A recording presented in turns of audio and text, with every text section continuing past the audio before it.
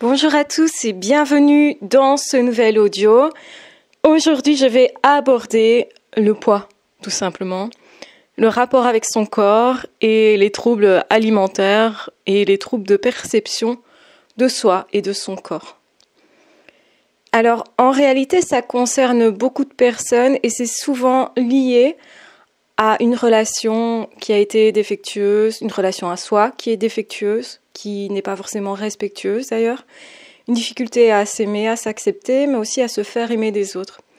Généralement, derrière les troubles alimentaires, on trouve autre chose, des difficultés psychologiques, un mal-être. Et pendant longtemps, moi, j'ai eu du mal à prendre du poids. Donc, j'étais extrêmement maigre et j'avais vraiment du mal à avaler. Donc d'avaler les aliments que je mangeais et surtout de prendre plaisir à manger. Manger m'apparaissait être une corvée et quelque chose à faire. Une fois que c'était fait, j'étais contente que ça soit fait, terminé. Donc plus vite c'était terminé, mieux c'était. Donc quand j'étais avec d'autres personnes, je pouvais manger de façon plus ou moins normale, jamais excessivement cependant, et jamais vraiment en prenant un réel plaisir. C'était très rare les fois où je prenais plaisir à manger quelque chose. Mais il est vrai que je prenais plus plaisir quand c'était associé à une relation. Si j'étais avec une amie que j'appréciais, je mangeais mieux, plus facilement. Je pensais plus du coup à ce que cette amie me partageait, à notre relation, autrement dit, et donc du coup moins aux aliments et au fait qu'il fallait avaler. Puisque comme je vous ai dit, c'était comme une obligation pour vivre, tout simplement. Et derrière, certainement, il y avait une forme de refus de vivre.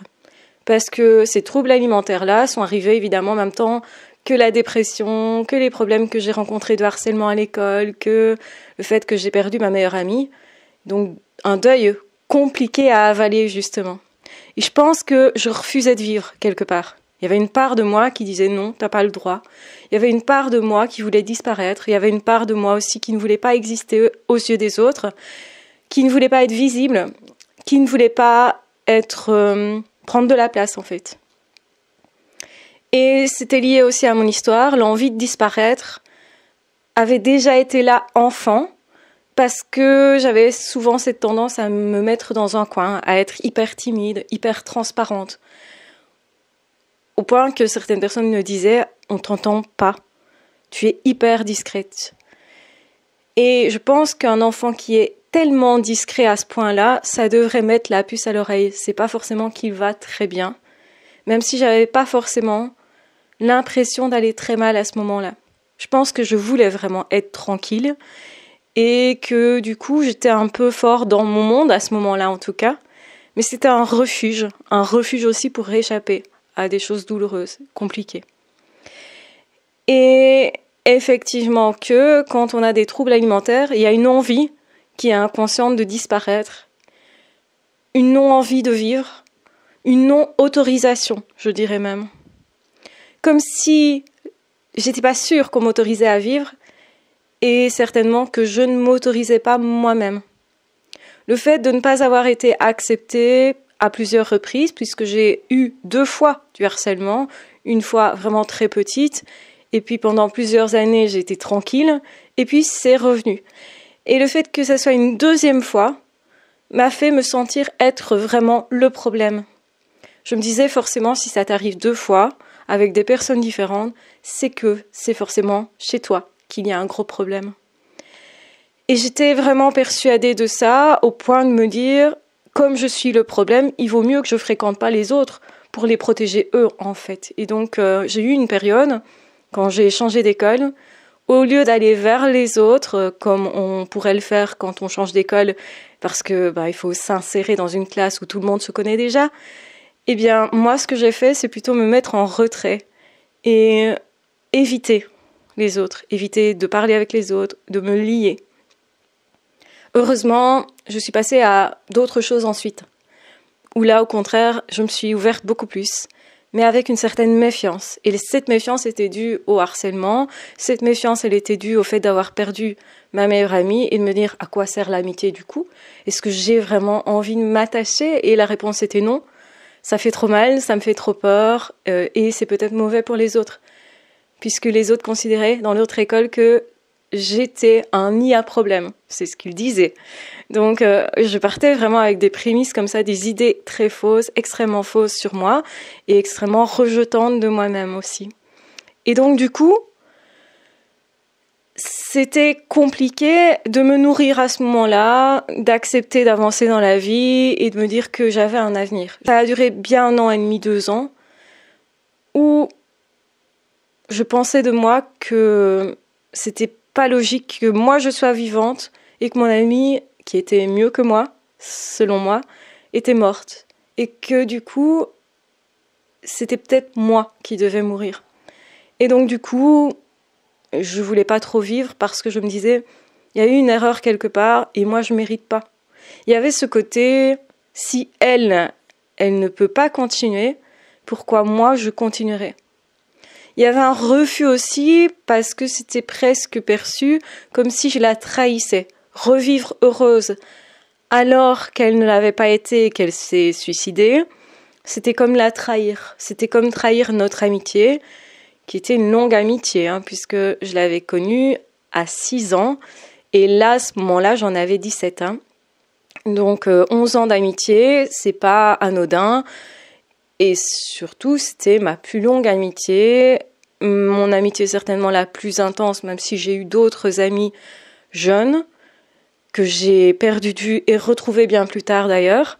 Mais ça, à ce moment-là, je ne savais pas qu'on allait se retrouver et qu'il existe plein de sortes d'amitiés.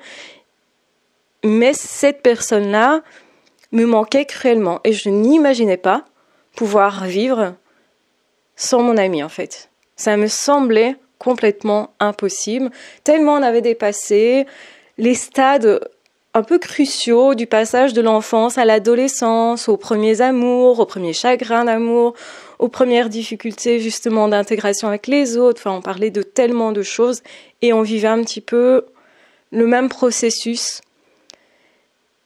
Et je l'admirais parce qu'elle était beaucoup plus franche que moi, elle avait l'air beaucoup plus sociable que moi, d'être plus douée aussi. Elle faisait de la danse. Moi, j'avais rêvé un moment d'en faire, de la danse classique. Bon, c'est plus un rêve que j'ai du tout.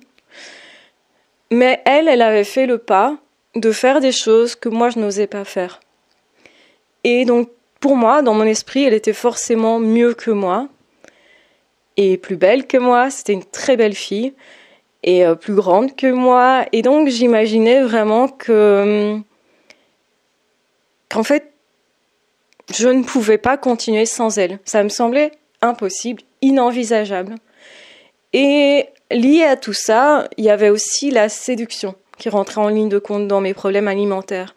C'est si je mange, je vais avoir des formes qui vont attirer des garçons, qui vont peut-être tomber amoureux de moi. Et comme le harcèlement, le dernier, avait commencé par une histoire d'amour et de rivalité et une histoire, on va dire, avec un garçon, enfin plusieurs garçons en réalité, eh bien, je me méfiais de la séduction. Et donc le fait de ne pas trop manger, c'était surtout aussi ne pas développer un corps de femme et ne pas provoquer une attirance. C'était vraiment une volonté d'être invisible à ce niveau-là aussi, et comme si je ne m'autorisais pas, et comme si on ne m'autorisait pas autour de moi, à devenir une femme, à quitter le monde dans l'enfance aussi. Et donc, tout ce processus psychologique-là, je l'ai analysé après coup parce que je ne le comprenais absolument pas à ce moment-là. Je pense même pas que j'avais conscience d'avoir des vrais troubles alimentaires. Parce que quand on me disait que je ne mangeais pas, que c'était pas logique d'être aussi mince, je me disais et je répondais, non, en fait, tout le monde est comme ça dans ma famille, c'est génétique. Parce que ma mère était restée très mince elle-même longtemps.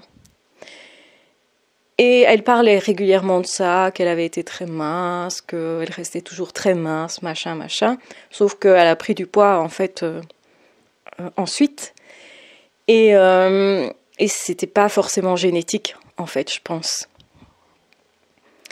Et en réalité, j'ai cru tellement ça, ou ça m'a bien arrangé d'une certaine façon, que j'ai nié le problème. Et je l'ai nié très très très longtemps. Toute mon enfance, mon adolescence, jeune adulte aussi, j'ai nié ce problème-là, sauf à un moment donné où je me suis dit, j'aimerais quand même mieux avoir un corps de femme. Et durant mes études supérieures, j'ai commencé à me dire ça, mais je ne réalisais pas que je ne prenais pas encore ma place, que je n'osais pas. Il y avait vraiment un mécanisme de « tu ne peux pas ». Tu ne peux pas être une femme, tu ne peux pas être visible, c'est trop dangereux. Et certainement parce qu'il y avait la peur d'être à nouveau harcelée, rejetée, et je sais que je l'ai ressenti à un moment donné, en études supérieures, parce qu'à un moment donné, justement, eh bien, je me suis retrouvée dans une situation qui aurait pu être similaire à la situation avec ce garçon où j'ai été harcelée dans la dernière école, adolescente. Et comme ça me semblait proche, et que je me suis retrouvée un peu isolée face à un groupe aussi, je me suis dit, ah là là, ça va recommencer. Et je me souviens que j'en ai pas dormi pendant plusieurs nuits, que c'était compliqué, que j'étais très stressée, et que j'avais des nausées avant de partir au cours, notamment. Mais ça s'est tassé, ça n'a pas du tout été la même chose, parce que ce groupe-là, il y a eu un petit groupe qui s'est un peu moqué de moi, mais très peu finalement, et puis qui est passé à autre chose, parce que moi j'ai nié l'affaire, et parce que je n'ai pas réagi pareil que quand j'étais adolescente non plus, mais je sais que j'ai ressenti cette peur à ce moment-là. Et ça m'a marquée. Et qu'à ce moment-là, j'avais du mal à manger. À nouveau. Plus que d'habitude. Parce qu'il y avait toujours des variations. Il y avait des moments où ça allait un peu mieux, des moments où j'arrivais moins. Et ça a duré longtemps.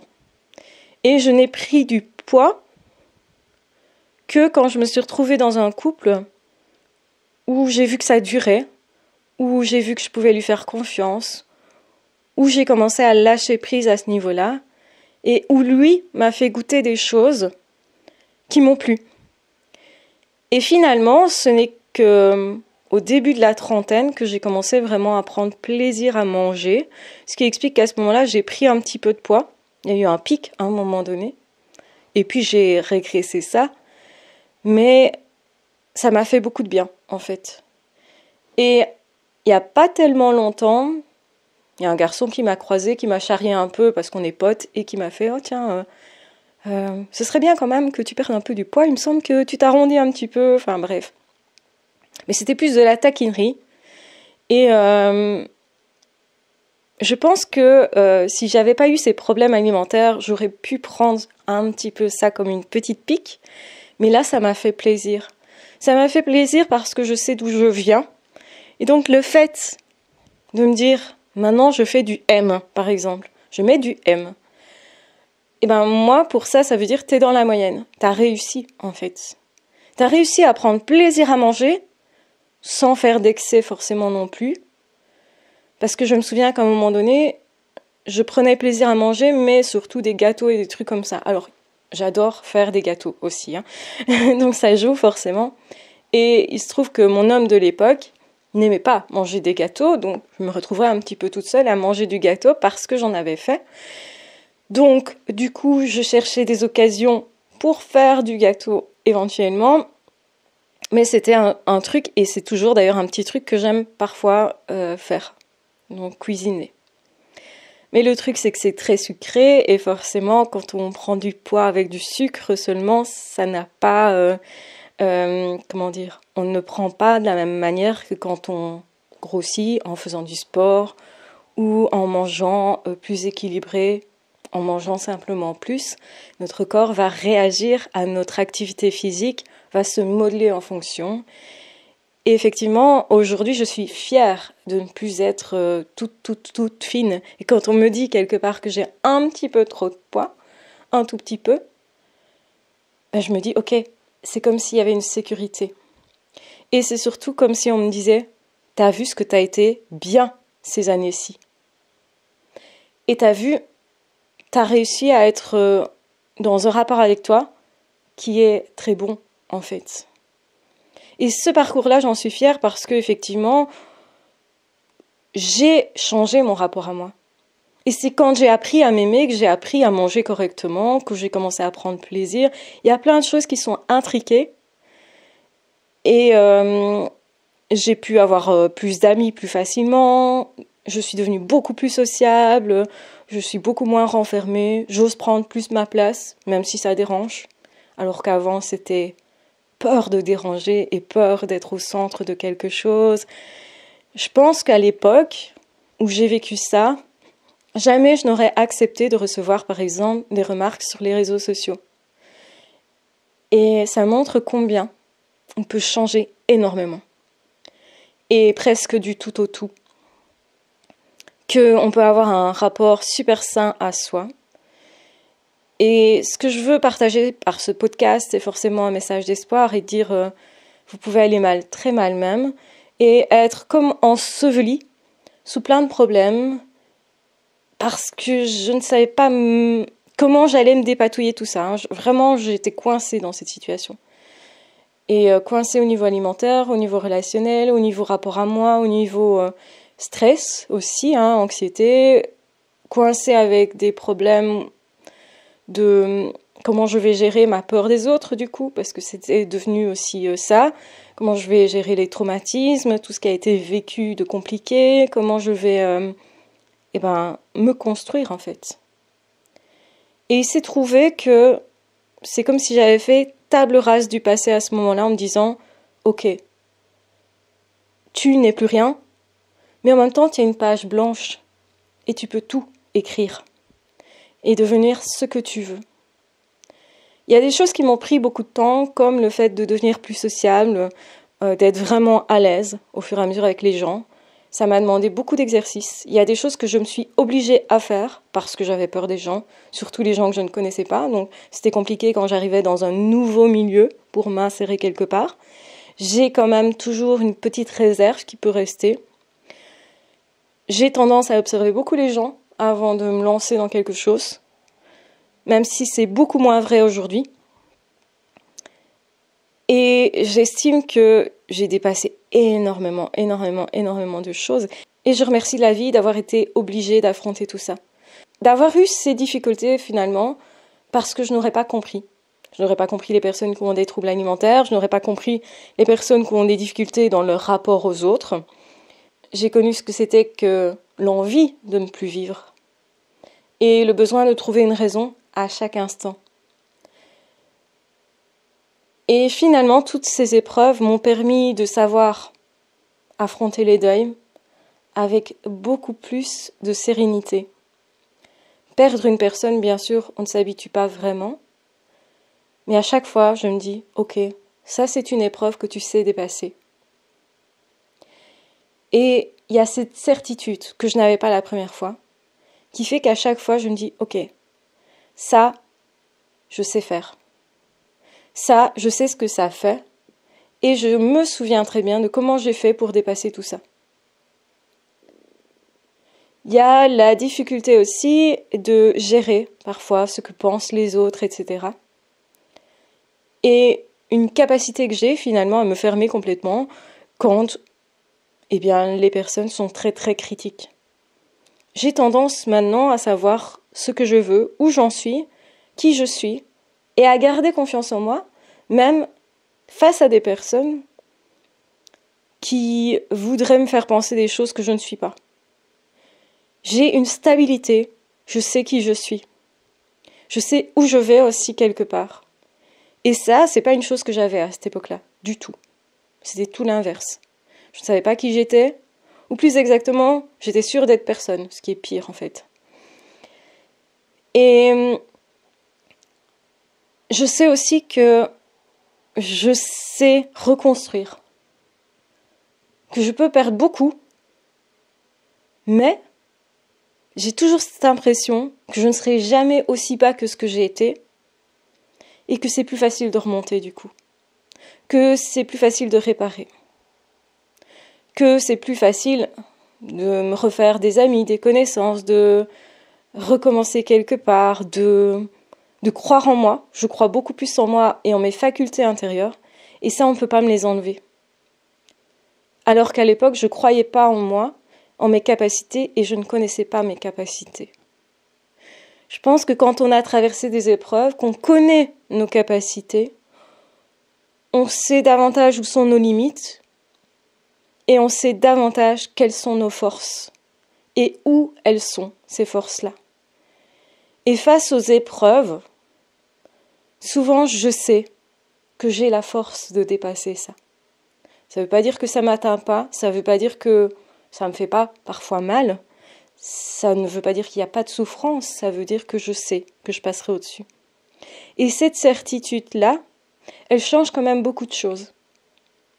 Parce que quand on n'est pas sûr de survivre, quand on n'est pas sûr de pouvoir à nouveau recommencer quelque part, quand on n'est pas sûr d'avoir les capacités et quand on n'est pas sûr de qui on est, c'est vraiment compliqué. Mais quand on est sûr de savoir qui nous sommes, de connaître notre valeur, de savoir qu'on a les capacités de transformer à nouveau les choses, de savoir qu'au fond de soi, on peut se rattacher, en fait, à ce qu'on a déjà vécu, à ce qu'on a déjà dépassé, eh bien, le chemin n'est pas pareil. Les deuils sont de plus en plus courts. Le mécanisme, je le connais, donc j'ai des points de repère. Et la vie, elle va mieux, en fait. Et elle va toujours mieux.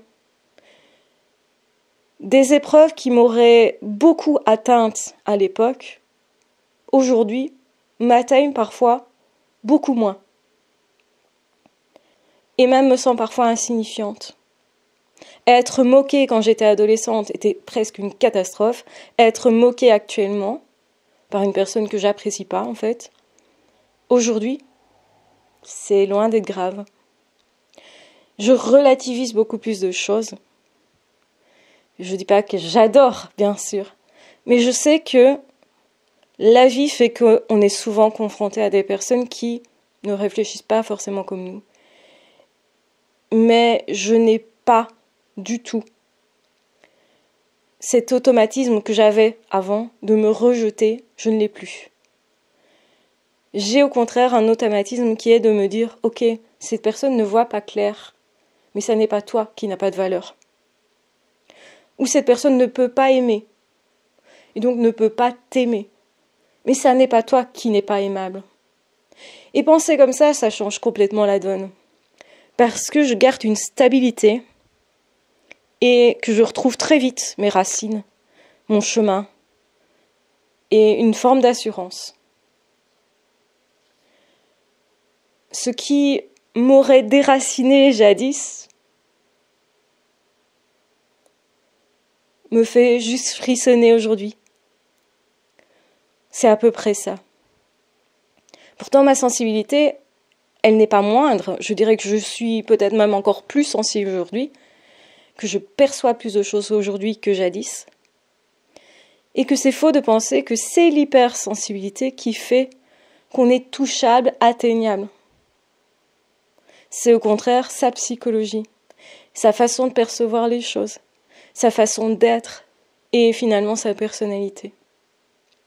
Une personne qui est hypersensible, mais qui sait qui elle est, etc., ce qu'elle a vécu, ses capacités, aura beau être hypersensible, ça ne sera pas forcément une fragilité.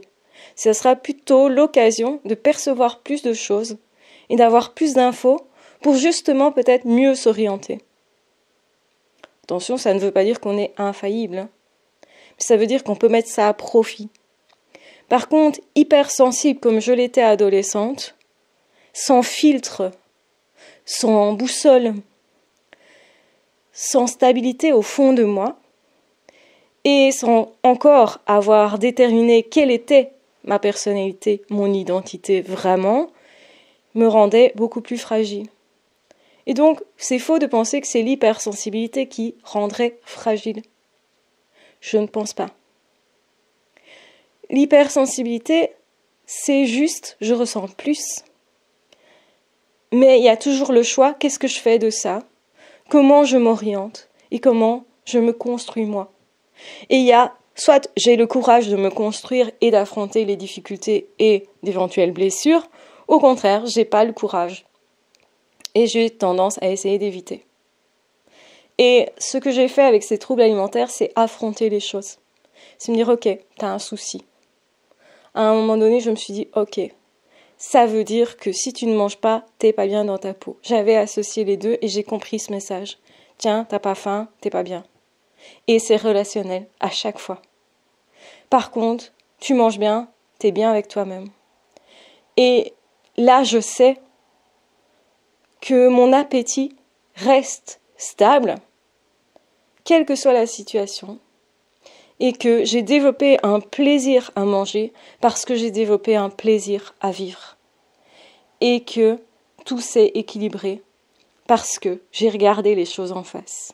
Et qu'un trouble alimentaire n'est pas juste un trouble alimentaire, c'est parfois un trouble de la force de vie, un trouble de l'envie de vivre, un trouble de la relation à soi et un trouble de la relation à l'autre et même de la relation à la vie, au monde et à digérer les choses ou pas. Donc peut-être un trouble face à ces traumatismes aussi. Donc ça va très loin. Ce qui peut sembler être anodin et courant finalement, ne l'est parfois tellement pas. Et c'est important d'écouter le message qu'il y a derrière le problème, parce que souvent c'est un cadeau. Et c'est pourquoi je vous dis, si vous aussi vous avez des troubles alimentaires, que vous n'arrivez pas à grossir ou à perdre du poids, que vous vous sentez vraiment bloqué par ça, vous n'arrivez pas à l'influencer tout ça, parce que c'est profond. Ça ne veut pas dire qu'un jour vous n'y arriverez pas. Ça veut dire qu'il y a un chemin, et que ce chemin-là, vous êtes certainement capable de le faire si vous prenez aussi l'intégralité de votre personne et l'intégralité du problème.